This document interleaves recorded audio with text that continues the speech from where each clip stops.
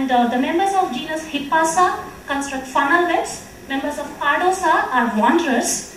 The members of Pardosa exhibit very good parental care where the female carries the egg sac as well as the spiderlings on her back. You can see in the last photograph, the Pardosa pseudoannulata. The spiderlings are present all over the abdomen of the spider. So that is the maternal care seen here. And these are the most common spiders which we encounter as we walk through the grasslands. This is the funnel web of Hippasa. And we have family Phalcidae. They are also known as daddy long leg spiders because of extremely long, slender legs. These are responsible for the irregular cobwebs which we see in the deserted places. Then family Pisauridae, they are also known as nursery web spiders because they construct a silken retreat when they are laying the egg. And the spiderlings which hatch out stay together in the same nursery till they are mature enough to go on their own dispersal. So they are also known as nursery web spiders, and they are most common in near ponds and streams. And families Parasidae, also known as giant crab spiders because they are slightly bigger in size than the thomisiid members and they exhibit extremely well camouflage. So this chart depicts the generic diversity of the spiders in the study area. The maximum number of genera are present in the Araneae family, followed by Tetragnathidae, Salticidae, Oxyopidae, and then the other families. And this depicts the species richness and the abundance of different members. In terms of abundance, Ericidae tops the list, followed by the Pisauridae the least. And in terms of species richness, Araneae tops the list, with Pisauridae again the least. So this is seasonality of all the spider families collected. We could see that in all the habitats there is a seasonal trend of all the spiders. One peak is in the pre-monsoon where all the adults come together for mating, and the second peak is usually in the winter season where all the spiderlings hatch out and go out for the dispersal. So through our studies we could conclude that the spider fauna in the study areas is rich and diversified. This could be attributed to the high diversity of plants and insects in the study areas. Spiders in all habitats show a seasonal trend where the first peak is in the early monsoon and the second peak in the winter. This record is from a limited area under study, and probably a more elaborate survey covering a wider area will reveal much more better species richness. University for providing the necessary research work to research facilities to carry out this work. Thank you.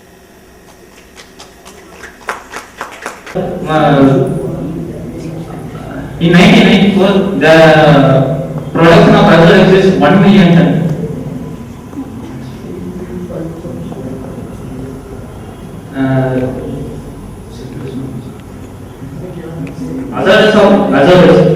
The azores can be reduced by the azure reductase in the liver skin of humans and the skin surface and kidney cells and intestinal bacteria. The biodegradation of microorganisms. The microorganisms such as Bacillus subtilis and Bacillus cereus are the major microbes which contribute in biodegradation. The azores by human techniques. A wide range of dyes can be removed using various types of techniques because the absorption, oxidation, coagulation are the various techniques involved in biodegradation. There are two stages in biodegrading the azores. First stage is the azole ink is broken and it is formed to aromatic amines, and second stage is the degradation of aromatic. The degradation potential. That is, the many bacteria can be reduced to azo compounds by using very microbes by the co-metabolism process.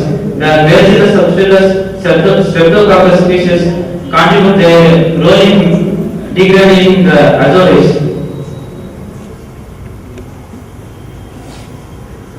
These are the reference. The conclusion is that the microbes can be used as to degrade the azores. Thank you, Kajal. Thank you. Rupak Chand. Thank you for good presentation. Dr. Sheikh Firoz to deliver this keynote talk. Sorry. on water. As you know, water is having a high, what is called a priority nowadays. There's a lot of conflicts all over the world, and it is more so in Gulf countries. So I'm working there for the last 6 years.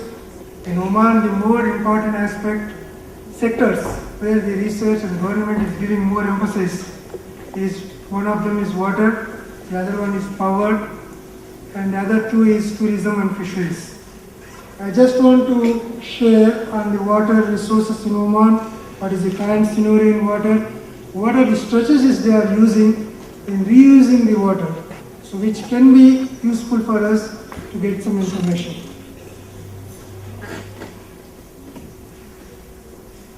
So these are the things, and before that I would like to thank the organizers for giving me the opportunity to come over here and express my views, especially Dr. Reddy. So if you see just the general location of Oman, it is available, it is on a map southern peninsula of Arabian Sea, with a total area of around 3 lakh kilometers square. And in that total area, 2/3 of the land is completely desert. It's completely infertile, you cannot use that, and only 1/3 is the densely populated area, and it is situated completely on the coastal lines of Oman. Total population is around 3.2 million. Out of that, 25% is expats. Expats means from other countries, especially from India. Coastal line is around 3,000 kilometers. So if you go for a water scenario in Oman, current water scenario, so there is an extreme stress factor is there. So the current per capita is around 500 meter cube. The general requirement is more than 1,000. So total available water is around 1650 million meter cube per year. So out of that, so mostly we can say it is from non-conventional sources. And again, I will come back to that. So by 2012, it is predicted that the water demand will exceed the 25% that is available. So as you, it will be a strength for you that it is a desert country. 2/3 of the country is a desert land, but still there is agriculture importance is there, and 92% of water that is available is used for agriculture purpose. So the daytime temperatures normal, it varies from 30 to 40, but officially in summer it is reported as 40, but it is unofficially it is going around 50. The reason for that is that if the official report is given 50 degrees, then all the work power, that means man force or whatever the works that are doing, they have to halt. Where there is a law that if it is more than 40 degrees, the people cannot work and work on it. So that's why it's officially they will report 40, but unofficially it will be more than 50 degrees. So rainfall varies. It varies for total average rainfall is 100 mm, whereas in our countries it is more than 500 to 600 mm. So coming to the water resources there, it is classified into two groups here. One is the natural resources, that is groundwater, springs, and the Aflaza systems, whereas the non-conventional resources is mostly desalination. Oman is very fortunate that 65% of water resources that is available, it is from the groundwater, whereas 35% they are getting from the non-conventional sources like desalination, virtual water, and other storage and recharge dams. So coming to groundwater, there is hundreds of what is called a group of aquifers, which is located in different areas. It is grouped and it is named into categories like alluvial, regional, and hazard, super group, all those things. So the total recharge for the groundwater is around 1300 billion meters cube per year. So this is especially due to the infiltration of surface water to the ground. So basically I am from chemical engineering background. So all my studies, all my research, everything is from the chemical engineering. And you are, most of the audience here is mostly from the basic sciences. But my interest after going there, I have seen which sector where there is a lot of potential for the research. So I have chosen water sector, and I am slowly entering into the research there, developing the projects, and there is a lot of projects ongoing on that. I'll give a brief about that. So most of, if you say, the water that is available in Oman, the top and the north and south portion, what is called the areas, will get a good water, drinking water, groundwater, whereas the other areas, as I told, 2/3 of the land is desert, it's completely brackish to saline. Brackish means the underground salt water. So hundreds of springs, natural springs are available. So it is where the water will be stored and this will be filled. Continuous flow of water will be there, and this water is used for agriculture as well as therapeutic, what is called the purposes. So if you go there, there is a recreation areas as well as the people are coming and dipping their legs and staying there for a half an hour or 1 hour, so that there is a what is called general tendency, I don't know, that it will cure the body pains, body aches, all those things, and even the people will take bath for that. So some of the springs is having a very good quality water in our fields here, and that water is used for agricultural purpose as well as the drinking purpose in different societies that are available in different areas. So if you take around 400 further systems, and most of them are backdated to what is called 200 years ago, and still the government is giving emphasis and regular maintenance is going on, and people are happily using that water. And out of that, these further systems, I think 4 to 5 is recognized by UNESCO also as a tourism systems. The figures that are there, which are the photos that I have shown here, they are all the photos that are taken there in Oman at the respective areas. So these upflow systems where the water is flowing, it depends upon the rainfall, it depends upon the topography, as very costly what is called maintenance, all those things are involved, but there is no other way. We have these Gulf countries has to use the desalination to get the potable water from sea as well as from the brackish water. So Oman is fortunate, it is only using 35%, whereas if you go for Saudi, it is using more than 50 to 60% from desalination. And out of 195 countries in the world, almost 135 countries are adopting desalination. That means you can know what is the demand for water. So almost all the countries are having the demand for water. Even our India, even though we have very good natural resources, rivers, all those things, we are also going for the desalination, and it's already started in Tamil Nadu, and most probably it will go for other countries if the rains are less. So if you see this Oman desalination capacity right now, it is around 0.65 million meter cube per year. The overall world's desalination capacity is around 50 million meter cube per day, and it's going to increase to 0.8 by 2012 because more and more new plants are coming there to counter the demand. So why the demand is continuously rising there? Because of the more important aspect is the population growth and also the industrialization. In the last 10 years, the industrialization growth is enormous. So a lot of plants are coming in, a lot of job opportunities for the local as well as non-locals. So these are the major desalination plants. One of the plants that is first started is in 1976 in Al Gobra area, which is in the heart of the Muscat city. Muscat is the capital of the Oman, and we have other cities also, Sur, Sohar, all those things. Out of these 4 big plants, 3 are coupled with power generation, and 1 is now they are going for generating the power.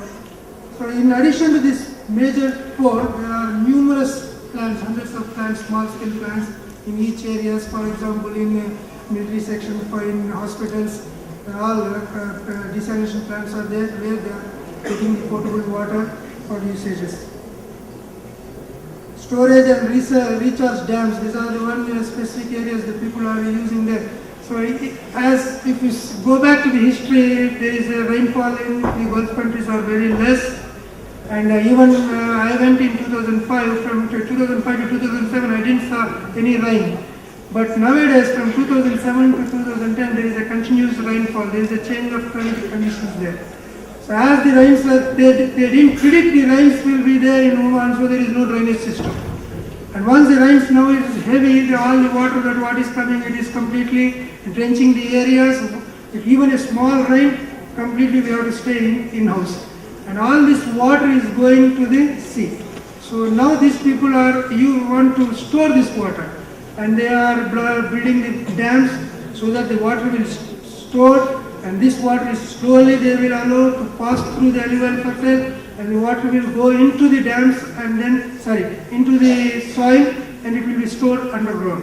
So whenever it is required, they can take it out. So this is one of the advantages of the dams here, that is called as storage and recharge dams. So generally there is what is called different capacity of dams there, and if once the dam is completely stored, and it will take around 14 to 15 days for the what is called to inflate into the soil. And this is very important, because since if there is no infiltration of the good water, the seawater infiltration is coming into the ground, and wherever the area that is available, and that area is becoming saline with the water. And if you dig for water, and most of the sea water is coming, and again we have to use desalination techniques. So to avoid this whatever the rain, natural water that is coming, and this water, these people are allowing it to enter into the ground, so that this natural water will stay inside, and it will obstruct the what is called intrusion of the saline water from sea. So this is the different what is called the parameters of the dams that are available there. And in addition to that, the other source, non-conventional source, is wastewater treatment. So whatever the water that is generated as a waste, domestic water, industrial water, it's all they are treating it, and they are making into potable water. So it's there are around 350 to 400 plants. And nowadays the production with treated water is from it is gone to 3,000 meter cube. With the new plants that are coming, they are expecting that the treated water will go to 8,000 to 10,000 meter cube per day. So this water especially they are using for landscape, for the development of landscape. They are not using it for drinking or for agriculture purpose, because landscape woman is giving more importance to develop for the tourism. So tourism is one of the big sector in addition to the water and power sector. So another reason why they are not using is there is the presence of you better people know that there is what is called microorganisms, which is even resistant to the ordinary treatment process, post-treatment process, which we are using in our plants, like chlorination or whatever might be. But still, there are certain resistant to what is called pathogens, or those I am not having that much what is called the knowledge in that. So those organisms is creating a problem for the crops that are naturally available in Oman. So that's why they are avoiding it, and they are now developing the what is called techniques or technologies to further treat the water so that this water can be used. The quality of life, since it is high quality life, and the people are using high quality things, and naturally there is a usage of more products. To develop the more products, we have to use more water. So to avoid that, since water scarcity is there, so most of the products are imported from other countries. There is all the countries the products are coming. So they say there is a lot of strategies. Government is using strategies to reuse the water. So one of the area which we are doing the research is the grey water, and also the oil produced water, and also the municipal treated water. These are all the three areas we are doing the research there. Grey water means which is not the black water. So grey water, we have hundreds of mosques where there is a daily usage of water for ablution. All this water is going, and this water we consider as a grey water, and this water is treated using the different techniques, and again it can be reused. If not for drinking, if not for ablution, it can be used for gardening purpose. Similarly, oil produced water. If the oil is, as countries are very oil rich countries, Oman is also one of them. To produce oil, when you dig a well, along with 1 barrel of oil, 8 barrels of water will come. So there is huge amount of water that is generating through the oil. So water is separated from the oil, and again it is mostly saline water. and again it will be desalinated will be done, and it can be used for the potable purposes. So this is also the area which we are working on. We have a collaboration with Germany, we have a collaboration with UK. Both are very good research centers in technology. So nanotechnology, photocatalyst based this one, nanotechnology, reactor. We are using this to further treat the water so that it can be useful for drinking purpose. So other things are, as I told, research dams, storage dams. These are also where they are planning and they are building it. It is related to the government, whereas these three things, each universities, they are working on that, and each people, not only me, and there are other people who are working on that to develop what is called a better optimized conditions, cost effective conditions, so that the water can be reused. So desalination plants also coming up, new desalination plants, because there is no way they have to develop that. Similarly, import of virtual water, creating and cultivating the conservation, because these people are very lavish people. They don't bother about wastage of water, and we have to, government, not me, in the government, one government is giving emphasis for their locals to conserve the water, to know what is the importance of water, how much money they are spending, how much oil they are burning in generating the potable water. These are all, they are